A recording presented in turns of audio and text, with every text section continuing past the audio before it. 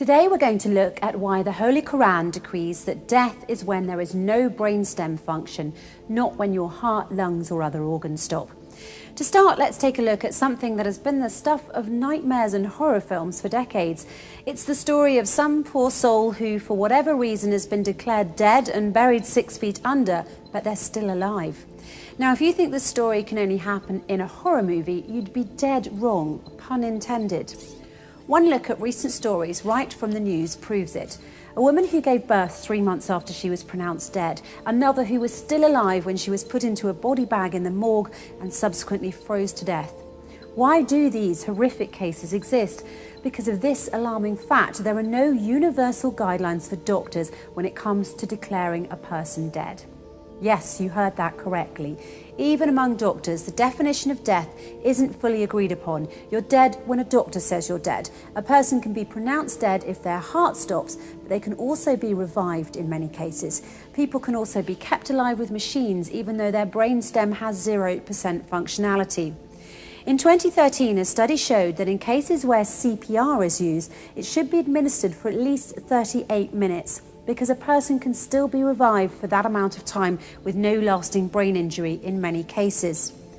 But here's where the difference is, and it's very important. Once the brainstem permanently stops functioning, there's no way of reversing it. No matter what happens, that person's heart will eventually stop beating, even if a ventilator is used. The most important fact to remember about the brain is this: it bestows upon us the one thing that makes us truly human: consciousness. With that fact in mind, the irreversible loss of consciousness can and should be defined as death, and vice versa.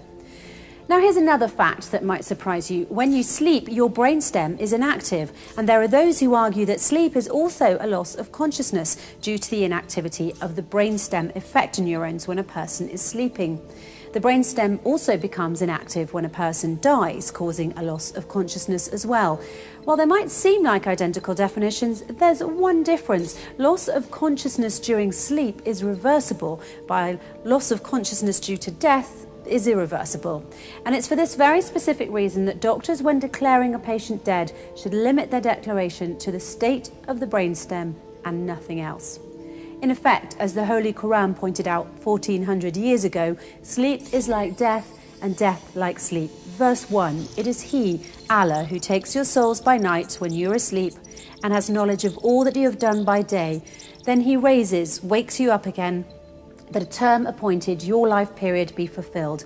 Then in the end unto Him will be your return. Then He will inform you what you used to do. Verse 2, Allah, God, takes the souls at the time of their death and that which has not died in its sleep. He withholds that against which He has decreed death, but loses the other till a stated term.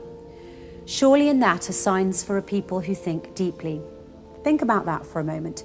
1400 years ago, the Holy Quran already had a specific, unquestionable definition for death, namely when the brainstem no longer functions. It has nothing to do with heart function, whether the person can breathe, or any other bodily functions or organs. What this means is that around the world, millions of people have been declared dead when in fact they were not. That is why, in the interests of human rights, Muslims believe that doctors should only consider a patient dead if their brainstem has completely stopped working. Until that point, any and all measures should be taken to keep them alive and not pronounce them dead simply because their heart, breathing or other functions have stopped. The first and foremost Quranic verses say that all humans have the basic right to live and that human life should be respected. Yes, when we sleep, the brainstem effector neurons stop functioning for a short time, but then we wake up. One thing to keep in mind that is very important to this issue is that it was discovered by McKaylee and Stinson in Scolopedia in 2008 that when we sleep, the effector neurons in our brainstem become hyperpolarized and have nearly no action potentials. It's for this reason that before sleeping every night, you should pray that your brainstem neurons are depolarized so that you may once again wake up and enjoy another day. Why not make sure that everyone around the world has the chance to wake up by following the Holy Quran and only declaring someone dead if their brainstem has permanently stopped, nothing else?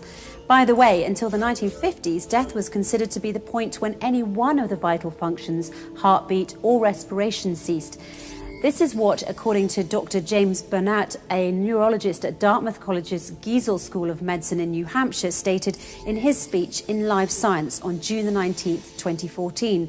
It wasn't until 1959 that the two French neurologists, Maurice Guyon and Pierre Molleret, changed the definition of death by defining it based on neurological criteria instead of cardiopulmonary criteria.